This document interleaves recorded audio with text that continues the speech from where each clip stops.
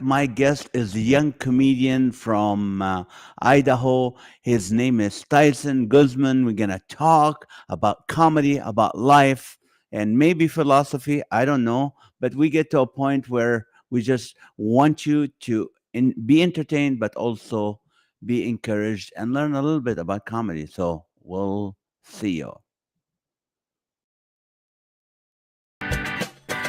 Welcome to Laughter for All. It's the podcast with Comedian Nazareth. Well, hello, and welcome to another episode of the Laughter for All podcast. I'm Comedian Nazareth, and thank you for joining me. Joining me. I can't even say joining because it's just so hard to get when you have arthritis. It's hard to get joining people together. But anyway, what do you call it? I had some of you know I had a little bit of rheumatoid, just a little bit, like a little touch, like God was like, let's sprinkle a little bit. So anyway, so since I was 19, I had a hip issue that, there's a problem with the joint. And my doctor said, you won't be able to do much. Just take it easy.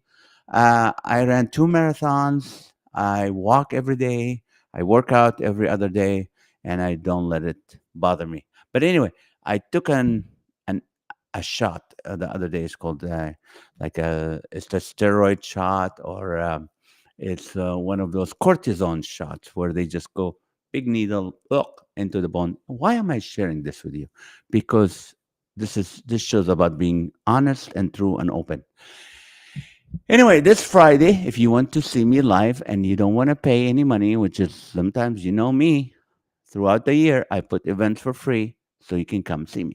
But this one, I'm doing it for free for them, but we want you to come and raise money for a group of people that raises money to make Bibles for people who are visually impaired, for the Braille people. So they make Braille Bibles, and we're raising money for them this Friday at 7 p.m. in Eastvale, California. Eastvale is somewhere between Corona and Ontario, California, on the 15 freeway. So it's going to be at a place called Rondo School of Discovery, and there's still some room, still some seats open, so you can come in. You can go to my website, find more information, and show up on Friday. And uh, let's see, in 2 weeks from now, I will be in Sioux Falls, South Dakota. On Friday, I'm doing something for young adults in Sioux Falls called the TRE Ministry. And also on Saturday, I'm doing a concert in Sioux Falls for First Baptist, and of course it's free. I love doing free stuff. And then Sunday morning I'm going to be speaking for all the services on Sunday for First Baptist.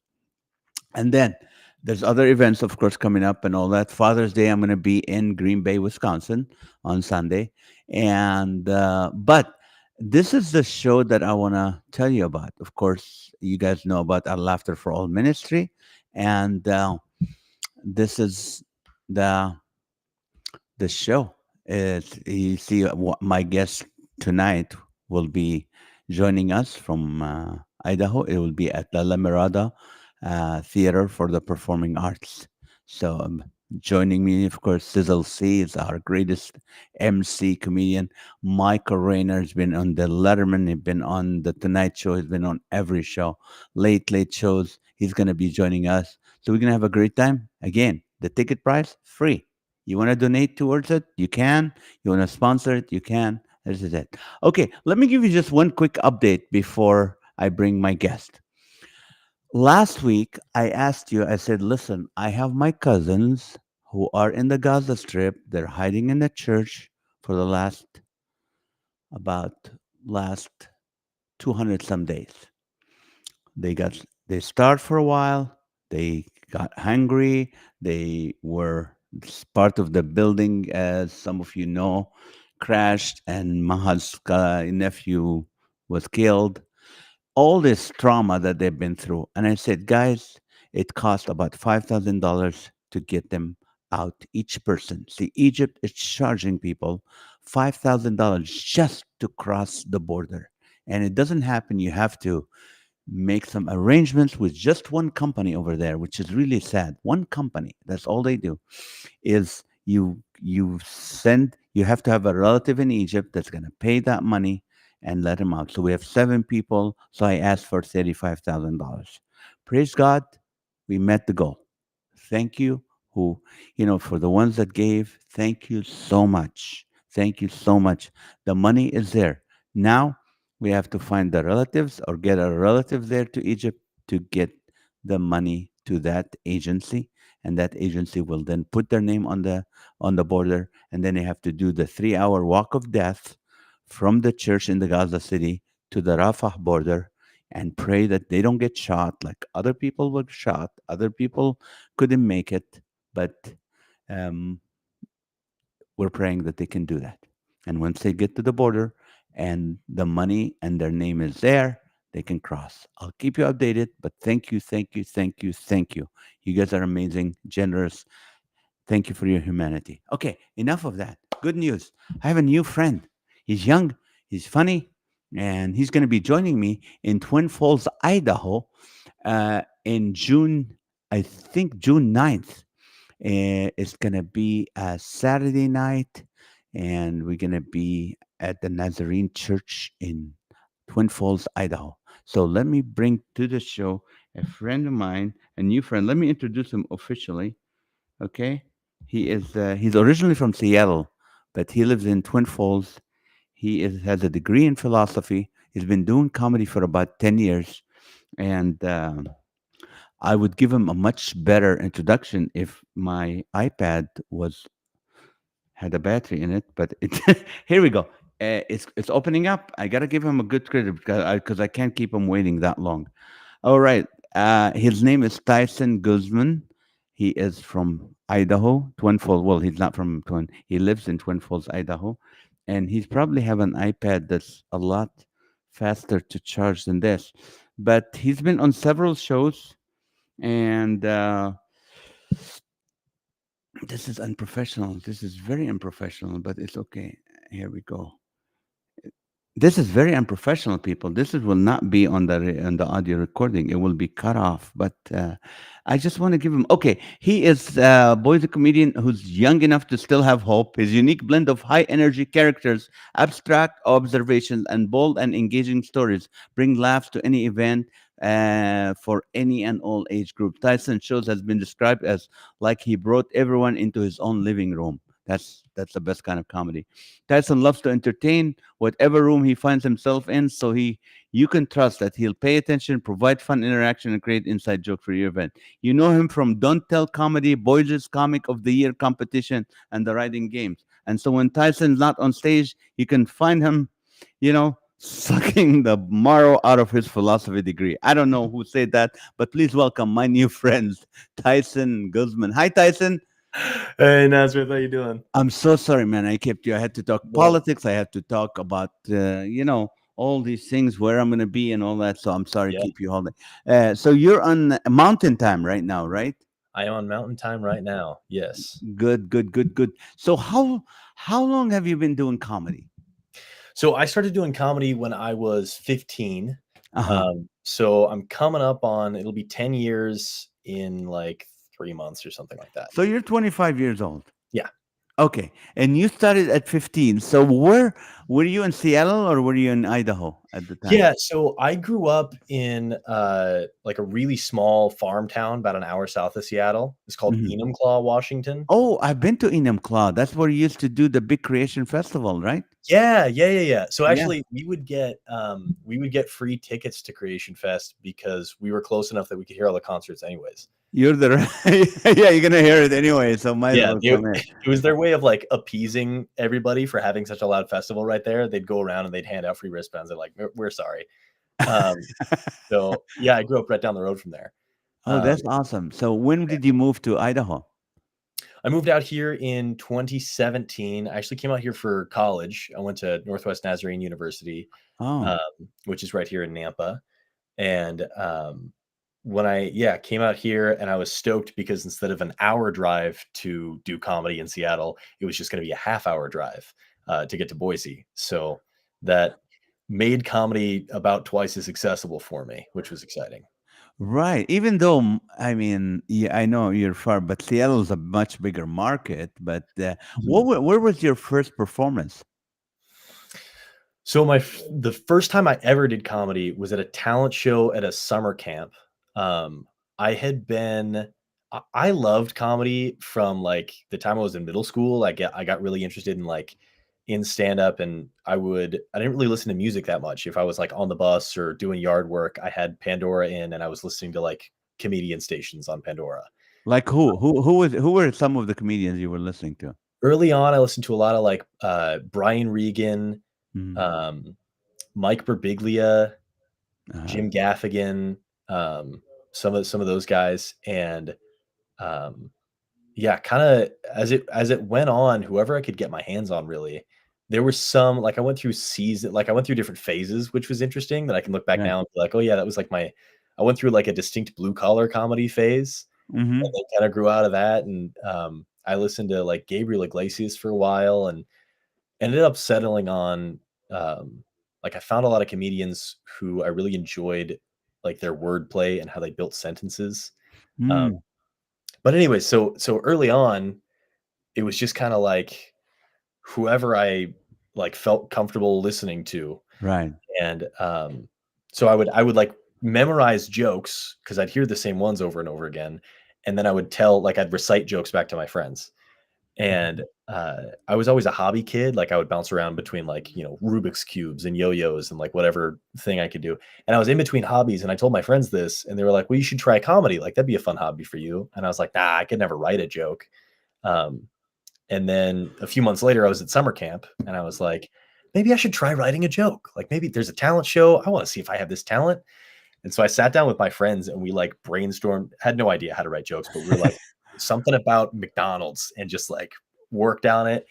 And I might not have continued comedy except for the fact that there was another comic, like another kid trying comedy also on that talent show. And he just bombed. He did not. But you got some laughs.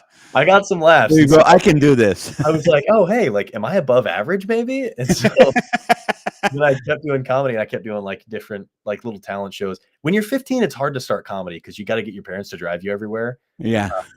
But then, yeah, 16, I started driving myself around, got kicked out of a lot of bars because I wasn't 21, so I got turned Mm. away a bunch. But yeah, that was kind of the start of my whole comedy journey there. And so, when was the first time? Like, I know you're officially like you went on stage as a comedian. Mhm. Yeah, Mm. so, I was sorta in the Seattle area. There's like a big Facebook group for a lot of comedians out there, and they advertise different shows and open mics and things like that. And I had stumbled across a show that was it's what they call a bringer show, where you get a certain amount of stage time based on how many audience members you bring. Yep. Yep. My daughter does that at the comedy store. She brings Yeah, 20 people. They love her. right, yeah, okay, that's awesome. She could bring 20 people. I called all my friends and they were all busy, so I brought my parents. And so I had two people, um, and I got 10 minutes with my two people. Uh, Okay. and I was either 16 or 17, and everybody was kind of surprised I was there. Like there Mm. were like bookers in the room who were just kind of like, "Who's this kid?" Like they'd never seen me before, and I did well enough in my 10 minutes that after that they booked me.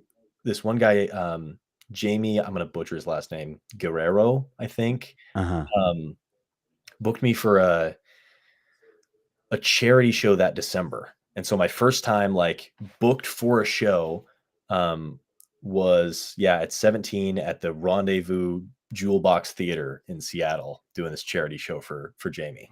Wow.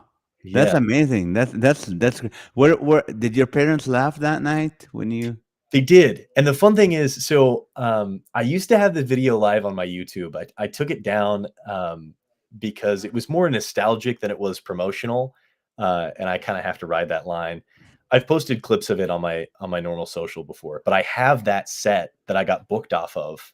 Um, like a recording of all, I think it's like 11 minutes and 35 seconds of it because they let me run a little bit.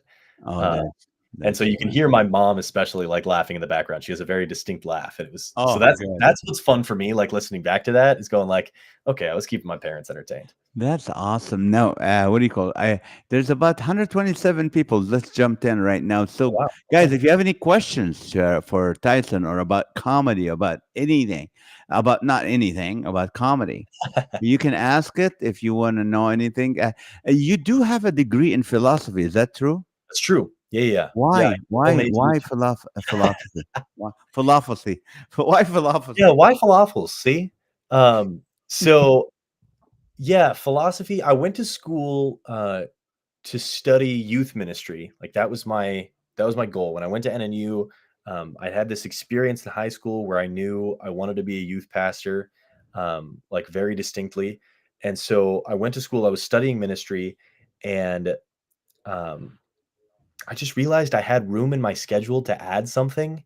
And I played around with like what I wanted to add because I was thinking, the unique place that I operate as a minister. Like I don't want to be a cookie cutter youth pastor. I don't want to be, you know, there's plenty of youth pastors in the world. What makes me unique in that way? Hmm. And I had just taken a philosophy class and I really enjoyed it. And it was something that like it kind of came naturally to me. It was a critical reasoning class, and it was the closest I got to math in college. I was a math kid growing up, and Oh, then God called me to ministry, which is like not known for its math. Uh, most of the time, it really doesn't add up. It's like 5 loaves and 12 fish feeds 5,000 people, and you're like, how did this happen? Um, so yeah, I didn't get to do any math, but I took this critical reasoning course. It felt like math, and so then I was like, maybe philosophy, and then it just proceeded to change my life and shape how I think about, I mean, everything, how I think about thinking about things. Um, so yeah, the joke I have about it is youth ministry for the passion, philosophy to pay the bills. Because frankly, neither one of them are very practical. Um, right. But I mean, when you study philosophy, and then I'm reading a book right now, and I don't want to. I can't. It's called The Comedy Code, and it's about these professors, this anthropology and psychiatrists, and they're mhm, trying to figure out what makes people laugh. And mhm, one of the things they came up with, I mean, this is the conclusion they came up, and it says, it's. When the violation is benign, mhm, it's not people laugh. So mhm, if someone is, if someone falls off the stairs, you don't laugh until they hit the ground and they're up and they're not hurt. Then you laugh. If right. they're hurt, then okay, there was a violation, but it wasn't benign. It was hurtful, so they don't laugh. And it's just very interesting because they were talking about how when someone tickles you, you laugh because it's a violation. I mean, nobody should be tickling you, but Yeah. it's not hurting. If Huh, someone tickles you in a way that will hurt you, it's no longer funny. But if they right. tickle you and it's not, it's benign. It doesn't hurt. It's funny, and it Yeah. just yeah, how I think our comedy I mean, I'm talking to you because only because you have a philosophy degree. Yeah. It's just it's funny how if you listen to the comedians the 80s and 90s, they were hurtful in their material. Yeah. People got hurt by their material because they were like either racist or something. Even though comedians, I know deep in their heart, they don't mean anything bad. Mm, When a comedian is telling a joke, even if it's just like it could hurt someone and maybe they don't know about it or they're mean it, but they're not mean inside. So, right. but there's a violation and it wasn't benign. Now we're getting to that. This is your age group right now that's Mhm, going the future of comedy. There's a lot of woke people, a lot of people who's like, the justice is big on their, that Z, generation, the mhm, Gen Z generation, and they're too big on justice. hmm, And when you do as a comedian, if your comedy is unfair or unjust, they're not gonna laugh. Mhm. And it just, so how do you now, as a young person Mm. doing comedy, it's just like, are you, is there something in the back of your head going, I have to be, what do you call it? I have to be considerate of what I talk about. Is this Sure. something? Yeah. Yeah. No, I mean, that's an interesting and very wide-ranging question. Yeah, I think we've just found what we're gonna talk about for the next hour. Uh, Okay. yeah, so I mean, to just to kinda sum up what you said, it's like, a lot of one way of understanding comedy is called the benign violation theory, but what makes a violation benign, right? Hmm. And you can see if you look at the history of comedy that the idea of what is benign has evolved, or Mm. maybe more aptly for our contemporary times, the what is considered violent has or malignant has evolved. Um, this is a generation that's more likely than any other generation to say that words are violent. Um, and I think what's interesting about that, and what I've noticed is you're right, there are a lot of um, there's a strong contingent of very sensitive comedy or comedy that borders on self-congratulatory. It's like the term is clapter, that like I'm laughing at your joke because I agree with the point that you're making. Mm. Um, and that does exist. On the flip side of that, and so like an example of this is I have a friend who was just in Seattle, Mm. and I've done a lot of shows like around the Seattle area. Like I've done Kitsap County and I've done Tacoma and I've done Renton Mhm. and stuff like that. He went and did an open mic in Seattle, which I haven't Ooh. done in a long time. Okay.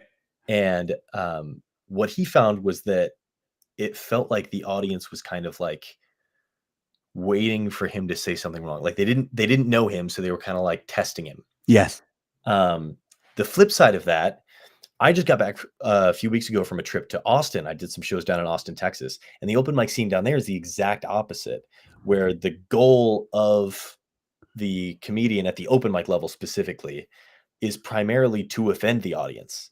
And so Mm. then any laughs that are given are I'm laughing because what you've said is offensive or is against what the cultural norms are. So it's either you agree with me or you disagree with me. Mm. And I think sorry, maybe you agree with me or you disagree with other people, Mhm. because that's the sort of anti, um, like the provocative culture is this goes against the cultural norm or the direction that society wants us to be pointing. I think that my goal with comedy is I want you to be able to laugh with me and disagree with me and have that not get in the way of the joke. And so part of my thought with all that is what makes a violation benign. What you see over here is folks empathize a lot, or perhaps sympathize is a better term. Mhm. Um, they imagine what it would be like to be someone not themselves, and then get offended on someone else's behalf frequently. And I'm talking about the far extremes of this. These are very broad strokes. Right. Um, and over here, it's the opposite. It's this doesn't. It's so to go back to your analogy of someone falling down the stairs, it's not funny till they get up. Yeah. Um, these people don't laugh at all because even if they get up and they're fine, you're like, oh, but that probably hurt when they fell down the stairs. Um, these people laugh if the person doesn't get up because they're like, haha, that's so funny. It's not me. It's benign because I'm not the person who fell down the stairs. Right. Right. Right. And so, yeah, I guess one sort of middle ground with all this is I think that you can always make fun of yourself. And you'll notice this if you watch like very much comedy, or if you watch like especially the first 10 minutes of a comedy special almost always involves someone making fun of themselves, Right. their own foibles or their appearance, especially. My favorite example of this is Ryan Hamilton. His special on Netflix, his first special on Netflix was called Happy Face. Have you seen it? No. It's a great special, but he's just got this like permanent smile. And so I think what is his first line is like, so where should we start? Should we start with my face? and it's just like it's very clear that that's what the audience was thinking, and he just goes into it. Right. You got to go for the physical right away. Yeah. Exactly. Yeah, yeah. You have to address what the audience is probably thinking about. Um, but what I found is that then, like, you can develop that in sort of concentric circles. So, like, I like to start out making fun of myself, my appearance, and then, I go from there to making fun of my community. Mm. And so, I'm a youth pastor, and I think often when people hear that a comedian is a Christian, or I guess I should say the danger with being labeled as a comedian who's a Christian is that people will think you're a comedian only for Christians. Yeah, that's a problem. That's when when they label you as a Christian comedian and all that, and it's just yeah, you're right. Yeah, that's still there. Which for me, it's fine. It's Yeah. fine. This is my market. Hmm. This is my audience. I mean, Yeah. I can do a corporation. I can do any secular mainstream corporate event. I can do that because I know my audience. But my Right. specialty is that kind of audience. So Yeah. that's yeah, the smaller the market, the smaller the focus, the more work you will get. So that's but I see your point. I mean, for you, you do a lot more clubs than you do churches, right? Yeah. Absolutely. Yeah. So when you do that, you're actually yeah.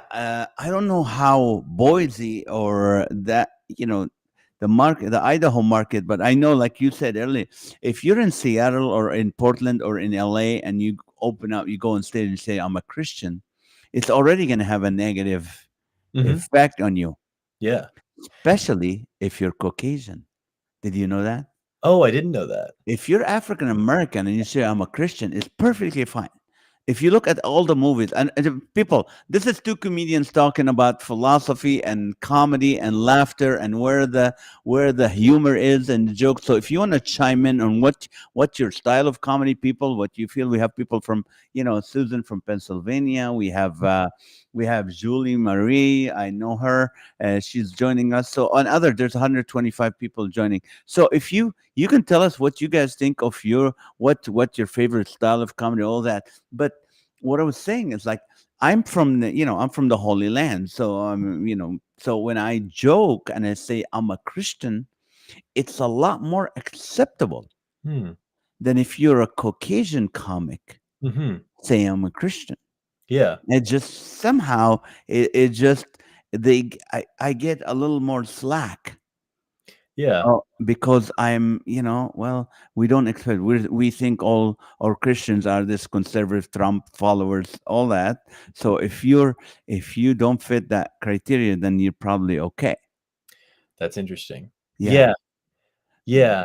yeah. But I don't do a lot of clubs, and not occasionally I do. So I don't know exactly where the club scene is right now. Yeah. Where you do more clubs, right? Than Yeah. than you do. But it's funny how you get the Christians who are more compassionate, more loving, supposedly. We are okay with jokes, the put down jokes and all that, than people who are, I think they are probably more liberal or more progressive, that Mhm. like, oh, like you said earlier, watch out what you say, you can make fun of but we always know the rule is don't afflict the afflicted, don't make fun of, you don't want to make a joke about a homeless person, nobody's gonna laugh. But if Mhm. you make a joke about a billionaire and you put him down, that's fine. So Mhm. that's always stayed the same. Yeah. But let me ask you this. What is your writing process like? I mean, from zero to a joke becomes like something you're gonna record it or it's on your album.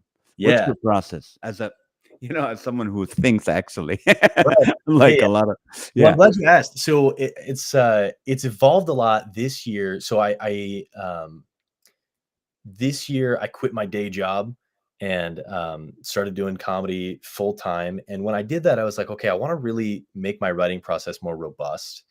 And you hear about kind of like two veins of writers where it'll be like you've got the discipline route, right? Where these people sit down every day and they have their cup of black coffee and they write 2,000 words and then they get up and, stretch or whatever. And then they write 2,000 more. Mhm. Um, And then you've got the other vein that is kind of like, oh, I just write whenever inspiration hits. And it's just whenever the muse strikes me. And the problem with that is that it's too unpredictable, and I might not write a joke for a year, and that would be a huge problem for me. Um, and the problem with the discipline side is it's really difficult to keep a handle on. I'm somebody who I'll naturally sort of rack up a score in my head, and so I'll be like, oh, I've written for 20 days in a row or whatever. But then as soon as you miss a day, now all of a sudden that works against you, and you're like, ugh, but it'd be so hard to get to 20 days again. I guess I won't start. It's Mm, harder to get going again. So I was looking at this and going like, okay, how do I break the stigma around both sides of this? How do I cultivate it? And I was like, well, maybe it would help if I stopped thinking of this as a job and thought of it as a game. mm, And so I decided one aspect of writing that's always been really helpful to me is like the timed free write. Like the times that I've been most consistent with writing, it's because I set a timer and I was just like, okay, this amount of time, I'm just going to write and we'll see what happens from it. And so I created something that I call the writing games. And I have a 20-sided dice that I roll, and then I have 20 joke prompts, and these aren't jokes, but these are starting places for me to get information to then write jokes about. okay. So obviously one of them is like, okay, I go to yahoo.com and I look at the top headline. Uh, Right. One is like I go to the Poetry Foundation website, has a poem of the day. And so I go there, I look at that. I have some that are like, I have like a ton of old joke idea books from like when I was in high school. I used to just always, I still do carry one of these around all the time in case I Yeah. get struck by the muse. And so it's like, go back 5 years and use one of these. And Uh-huh. so I get one of these prompts and then I write about that for 5 minutes. And then my goal is to make myself laugh. Uh, and I feel like there's a stigma around that of like, oh, you shouldn't laugh at your own joke. And I think that's silly. If you're not having fun, who else is going to have You fun? have to. You know what? If people say, why do comedians don't laugh at their own jokes? We laugh when we write it, when we think about it the first time. Yeah. Then it goes from, okay, it's funny. So now how can we communicate that or add to Right. it or deduct from it? But Right. if you're not laughing at a line, I mean, you shouldn't even invest any more time in it. I mean, Absolutely. that's my, but Yeah. I like your style. I like this style, and I want you to continue it because what I do, and I'm the guy that sometimes, like 1 week, I probably would spend 3 days in a row or 4 days writing, like on my yellow notepad, Yeah. not printing. I Uh-huh. put a half an hour timer and I just write anything, and there's always something comes up, one nugget. Yeah. But that doesn't mean like every day I do that. So I Right. try to do it. But I like so tell me again. So you throw the dice, and if it comes to what, 20 or 10 or 5, what do you do? Yeah. So I actually have them all written down right here next to me. So I have my 20 prompts. Uh-huh. That these are all on my website too, that I guess I can plug later on at the end. Uh-huh. Um, but this, uh, just whichever one I roll, I then write to that prompt. So like if I roll an 8, then I randomly select an old joke book and page, and I write based off that topic. And so then I write Okay. for, I just do 5 minutes is like the beginning point. And then I roll a second dice that's only 6 sides, and I get my bonus round. My bonus round is 6 types of jokes that I'll write to. So wherever I land at the end of the 5 minutes, I then have to write an act out or a play on words or a juxtaposition or an absurd twist or a zoom out. Just one of these like classic joke structures. Mhm. And see if I can, because sometimes I'll be like already kind of close to one of those veins. It'll make me do like entire left turn, or sometimes I'll have to double down on something. And it's an interesting way to pull me in a different direction. And then once I have that, like a lot of times that results in something that I'm like, well, great. Now that the assigned time is over, I'm really excited about this idea and I'm going to keep writing about it. Right. Or most of the time, what I end up with in that, 7 minutes of writing is like 3 minutes of talking. And so then if I take that to an open mic that night, I can kind of develop it a little bit, see what I like about it, and piece it together from there. But the really interesting thing about all this has been that, you know, I think the fear about obeying a kind of like prompt thing like this is that you end up only writing jokes about the thing. Um, Mhm. but this is open ended enough. I started finding that I was writing about trends that were in my own head without even realizing that they were there. That like when I started doing this, I started writing a lot about um, like my parents, a lot about my childhood, and I Mm. was kinda like, "Oh, interesting, like, I think this might be kind of the seeds of my next project." And so I started developing that and, So ended up how was that? How was your childhood? Was there any, because people think like all comedians have trauma in their life, and yeah. did you have any trauma? Anything that was wrong with your life? Um, I mean, I don't this is one of the weird things. I think that, I think my childhood was good. Mhm. Um, it is always interesting, like, I was raised, uh, like, as a very kinda, like, stoic boy. Um, it's also interesting, like, I was totally content to, like, play by myself when I was a kid. Mhm. It's funny that I ended up being a comedian because I was, like, a total introvert, like, I would just be alone in my room with my Legos, um, and didn't need anybody else in the world, and now every night I'm going out and I need hanging people to be in the out. audience. Yeah, But um, most of comedians, we're most of us like that. People think yeah, and assume we're extroverts. Like we're the life of the party and we're always funny. We are when there's a group of people around us, but at right. the end of the day, we want to be alone in our Right. hotel room, not talking to anybody. You know what I mean? Yeah, I Yeah. mean, I think what I've discovered is there's a really important balance for me that, like, I need to have time around people and people that I feel safe around and people that I feel dangerous around. But then I also need time by myself to just kind of like regroup and collect Mhm. my thoughts and everything for sure. But yeah, like my childhood was good. Like I had two great parents. And I think that it was just a long process of me going like, um, I didn't think very critically about my feelings or my experiences when I was a kid.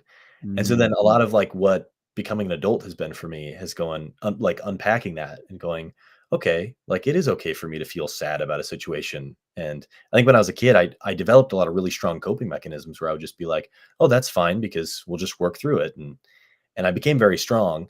Um, but yeah, it's almost like since yeah, becoming an adult, it's been more focused on becoming soft instead of strong. Right. Um, Now, who was the funny? Was it your mom that's funny one, or your dad? Who was the one in the family that was funny? yeah. Oh, that's such a good question. Um, I think they were both funny in their own ways. My dad is definitely more of the jokester, uh, Mm. and my mom would, like, do funny things. And most of the time, she was aware that she was being funny. She was one of those. Um, So but now, then yeah. No, my no, go. I just wanted to know, like now you said you just became full-time comedian, right? So you yeah. quit the youth group and all that, Well, so, I mean, or have you ever worked in the church before? no? But I Okay. mean, I do a lot of churches, so I know Yeah, exactly yeah, the yeah. mentality. Well, church work is just interesting because, like, sometimes there's money in it and sometimes there's not. So Oh yeah, especially if you're youth working with youth, you're not right, getting. yeah, yeah. It's So it's not that I'm volunteer, not, still working in the church. Like I still volunteer in the church all the time. I'm an assigned minister with the Church of the Nazarene. Like I have a church that I work at. Um, but it takes up a little bit less of my time as comedy is now my full-time thing. And so it's right? just, I don't know, it's all shifting. We get very locked into these like labels and categories and standards of like, are you this or are you this? And Yeah. right now it's like, no, right now my comedy's just supporting my ministry habit instead of the other way around. So That's funny. Now, what is your goal? I mean, what is your dream? What would you where are you hoping comedy will take you? yeah, I mean, I have too many dreams for this podcast, I think, for the amount of time we have left. Go Because ahead. yeah, with comedy, um, I think my main goal has always just been to keep doing it. Mm, So I don't really have a vision of like one day I'll do Radio City or anything like that. Like I yeah. would love I think the maybe the most like glittering dream for me is that I would develop a community of people who, when somebody goes like, "Oh, I'm a fan of like Tyson Gusman," that somebody else could go, "Oh, hey, me too," and then they would have things to talk about. Right. Because I Right. think that's one of the few ways that people with a platform can actually make a difference in individuals' lives. Because I mean, you know this that I think it's really important for us to provide laughter to people, right? I think that's Right. crucial, and that's the service that we offer, and that's really good for like to make an impact of a couple of days. But when we can start developing the way that people think about themselves in relationship to other people, and provide um yeah, space for people to feel valued and feel like they Mm. make a difference too. Um yeah, I think that's kind of the goal. So like, Have sorry, go ahead. Have you ever written poetry? Yeah, Okay, I can see yeah, you. I can see you're that kind of guy. Okay. yeah. Maybe the turtleneck gives it away. Yeah, Yeah. I actually, so around the time that I started the writing games, one of the other things I was doing was I started a TikTok account called Poetry for Goldfish. And the idea was it was poetry short enough for a goldfish to enjoy it. Um, and That's it would just funny. be these little poems. They were between 4 and 10 lines. And honestly, most of the time they were about like, the walk that I take around my neighborhood. But it was just little things that I found meaningful. It was a really great practice for me, and I love doing it. It ended up being I filled my time with other things, but I Mhm. still like write poems every now and again. Now, do you, have you ever had an incident or something embarrassing happen when you're on stage or going to somewhere, performing somewhere? Yeah.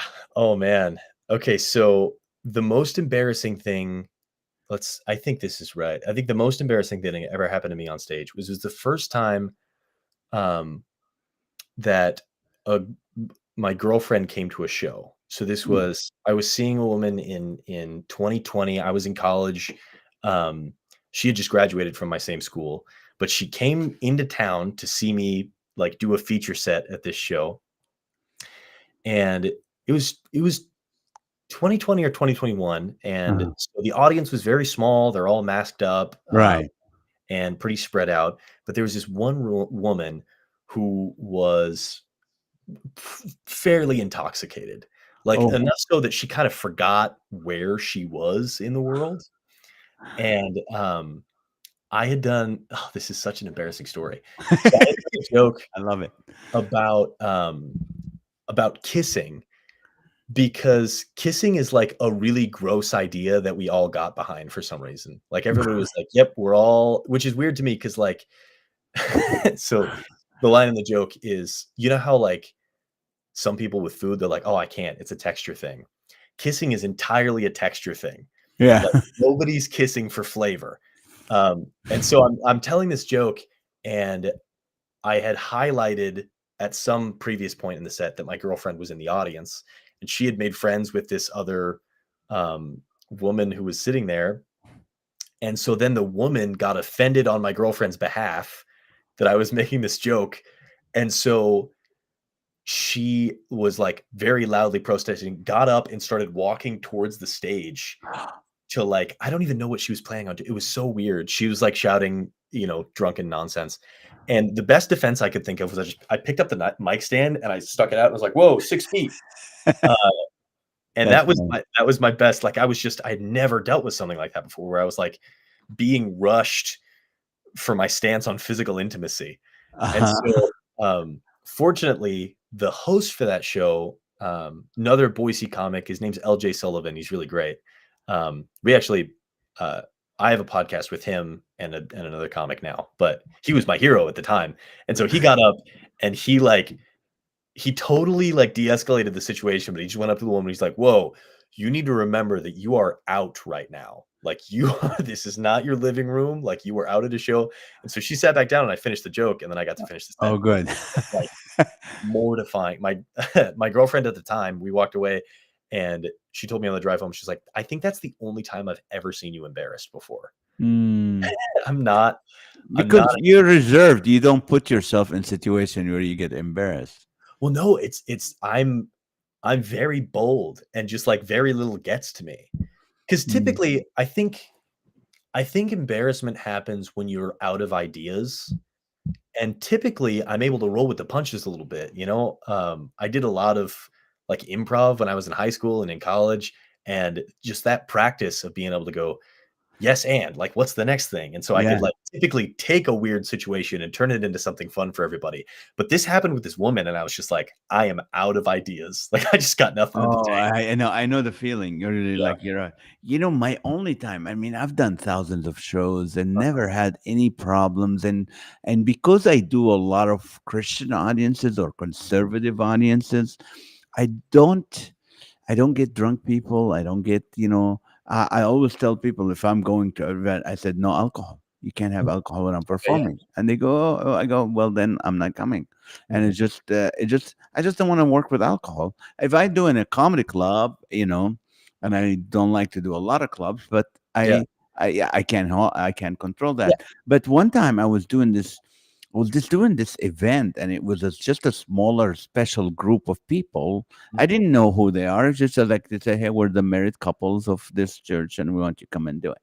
So Okay. I'm in there, and I'm just starting my show, and then this like 350 pound, 609 running back guy walks into the room and start cussing me out, F words and stuff, and I'm like, I'm not used to hearing F words. Like, what's going on?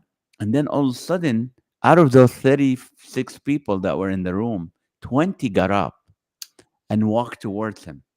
And only to find out that they were all cops and firefighters. I'm like, I'm like, okay, God, the only time I get someone who's threatened, it scares me. I was Yeah. scared. I mean, the guy is so big, I could not do anything. Uh, Yeah. It's like the first time, God had 20 cops in the audience they all went and de escalated the situation. But that was the only time. But you can run out of anything funny. It's like I have nothing. I don't know what to say. I have nothing to say. I have nothing to say. Nothing funny. Nothing unfunny. It was just like so. It is that feeling where you don't know what to say. But Yeah. how do you deal with heckler? Do you get hecklers during the Yeah. show? Yeah. Not super often. But one of my favorite things to do is I love hosting shows. Oh, okay.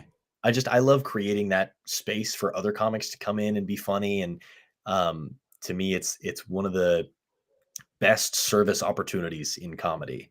And I Mm, think it's some of the hardest work is getting people to a place where they're ready to laugh. right. That is where like I experience a little bit more of, you're helping people begin to understand what a comedy show is going to be like. And if it's their first comedy show, especially with how things are online right now, like the comedy landscape on Instagram is all crowd interaction.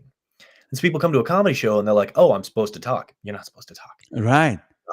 If we want you to talk, we'll ask you a question.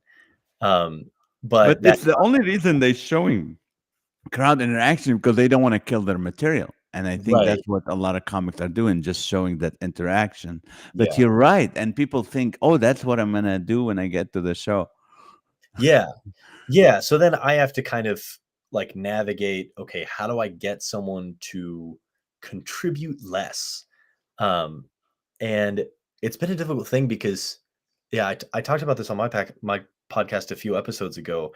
I want to be able to do it all in a creative and non-violent way. And I mean violence in a very broad sense of like, I don't want to control anybody else's behavior. I Right. want to give them a better understanding of what a comedy show should be like. And so with some people, it's very difficult to do that because their capacity to develop new understandings is diminished by the alcohol that's present. Oh, yeah. You're right. That's all. So, how did you become a Christian? I mean, was it just with your family growing up? I mean, Nazarene is kind of conservative. I mean, I do a lot of Nazarene. Actually, I did the biggest Nazarene church in Nampa, Idaho. No I kidding. Was it Nampa first or Yes. Coliseum? Okay. Yes. Yeah, it was a big church, and it was the radio station that was in. My friend Jerry Woods used to be the station manager, so we Mhm. did a big concert twice, and we sold it out. And then he moved to Washington D.C. But Okay. it was a Nazarene church. Yeah, Yeah. so they're conservative. So how was how did you come to know Jesus as your Lord Savior? Yeah. Well, it's interesting you say that. I've had just the thing about Nazarenism and conservatism. So, I grew up my I grew up in a Nazarene church. Like I was in the womb in a Nazarene church. My first Sunday on earth was in a Nazarene church. Um, Okay. and so I was very much a part of that community from the time that I was really young. Hmm. And then, I think what's interesting about people of my generation is a lot of them are experiencing, they'll go through late adolescence, especially sometimes early young adulthood, and they experience some crisis of faith where what they had understood before doesn't cohere with their current reality. Um, and you have to resolve that cognitive dissonance somehow. And so most of them end up leaving the church. Hmm. And what happened to me was I had a crisis of faith, and then I I worked and I continued to find a home in Christianity, and then I had another one and I worked and I continued to find a home in Christianity, and it was just like I couldn't, you know, no matter how many times my world has broken, I just can't get away from the person of Jesus. Mm. And so that's really what has kept me there is I can't escape hope. Um, Mm. That's a good one. I can't yeah, escape hope. yeah, that the idea that we can have like actual free lives because death is not the enemy. Death is the doorway to new life. Like that is just such a convicting idea to me that all of the particulars. So okay, it's funny that you say that the Nazarenism is conservative. Right now, I think that a lot of people in Nazarene churches have a conservative bent to them, but our theology and its origins, um, it really adheres to uh, the concept of the middle way. We call it's so ingrained that we use a Latin phrase. We call it via media, Mm. and this goes back to 17th century theologian John Wesley, who came out of the Anglican Church. Yeah. But a thing that he said, which is what made me think of it, is um, oh, what did he say? In the essentials, unity; in the It non-essentials, has liberty. liberty; and in all things, charity. Yeah. That was Wesley, and yeah, to me, I don't know who had that influence on my life that kind of instilled that in me, but I was like, well, the essential thing for me is hope, Mhm. and let me find the other ways to stay hopeful and stay in this because there are things, I mean, that I'm sure. Yeah, I mean, any Christian past the age of 25 has experienced of like, you get in the world and you start to realize that I prayed really faithfully for this person and then they didn't get better. Mm. And that I had that experience several times in ways that really shook me. And so then I went, okay, maybe prayer means something different than I thought. Or, maybe God isn't hard of hearing in the way that I think. But maybe reality is a little bit different than I expected. Uh, Mm. or even, yeah, things about my relationship to philosophy, science, humanity. Like there are all these things where I think our theology, our thoughts about the world can get in the way of our caring about people. Um, Mm. and so, I mean, that's another to go back to why philosophy. That's another reason why philosophy is because I needed to be. They say that you become the person that you needed. Um, the person that I needed was somebody who showed me that you didn't have to be foolish to be a Christian. That I think a lot of times we get this aspect of like, or there's a cultural understanding of Christianity that's like, oh, these people just don't think all the way, or Right. they haven't Right. considered the option. Like this is the I don't know. You see it in atheist literature. That's like the God delusion, Yeah. and I don't know. Like one of the things that I found beautiful in philosophy is like you start to realize after a little while we're all delusional. Like there's no reasonable answer to existence. Like there's no the question of like why does anything exist at all? Nobody knows. And how does anything exist at all? Like you either believe that everything came from something or everything came from nothing. And those are both insane options. Like there's nothing is reasonable. Um and so then for me like to study things like that is one of the ways that I um learned to be compassionate towards my younger self and to occupy a space where I can be the person that I needed. And in my ministry with young people, I've had the opportunity to do that and see them in spaces that I lived in and Mm. person that I needed then. And honestly, for a lot of people, much younger than I had to deal with the things that I dealt with. Um, You're yeah. right. It always comes down to what Peter said to the Lord. Where can we go when the words of life is with you? You know, this is where real hope and real life is. And as much as we question that, who God is, and for me, it was like I was 28 when I came to Christ, so it wasn't. I was already done, been there, done that. So there was no other. Once I saw that pearl, I went and I sold everything. Mm. That was for Yeah. me. But I know I have a 25-year-old son who grew up in the faith, and he's still hanging on to his faith, but Mhm. he's not like gung ho like his 23-year-old sister. Mhm. And it's just two people went through the same different stuff, but their perspective on who Christ is and the advantage of having that faith is Mhm. different. So it's just very interesting. But Yeah. I'm so glad you are where you're at, and I am looking forward to work with you and to be with you in person. But would you encourage those 124 today? But there'll be thousands and thousands of people next week when it goes Mhm. on iTunes and Spotify and everything. Would you just encourage these people Mhm. where with that little bit of you had those couple crises, but you chose to stay with Yeah. hope? Would Yeah. you encourage people a little bit here, and then we'll talk about how they can get a hold of you? Sure. Yeah. So my encouragement, if you're listening to this podcast live or later on, I want you to quickly think about uh, decisions that you've made that were based on you being afraid of the outcome, whether that was decisions that you made creatively or in business or with big life things, and then think about the decisions that you've made out of a place where you were comfortable, you were confident, you felt safe, you felt bold, you felt courageous. And think about which of those outcomes you felt more life in. I think the one of the lessons that we see in the resurrection is that it's not that death will never touch us. It's not that you will not walk through fire.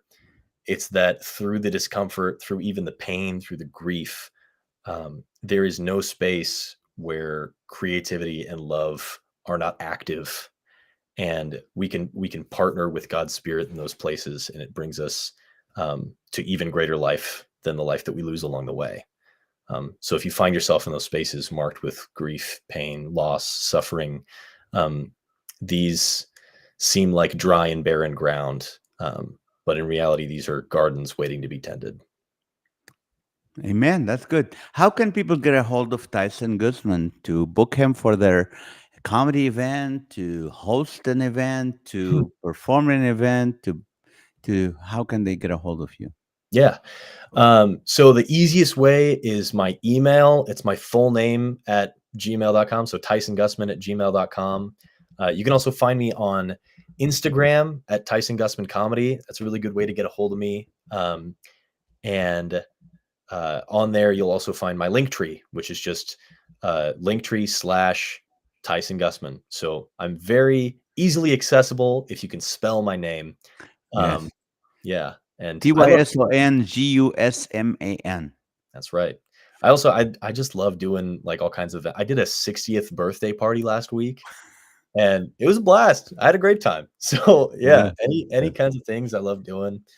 Um That's awesome. Well, I'm looking forward to be. I think the next first time I'm going to see you is in Twin Falls mhm, for that church's centennial.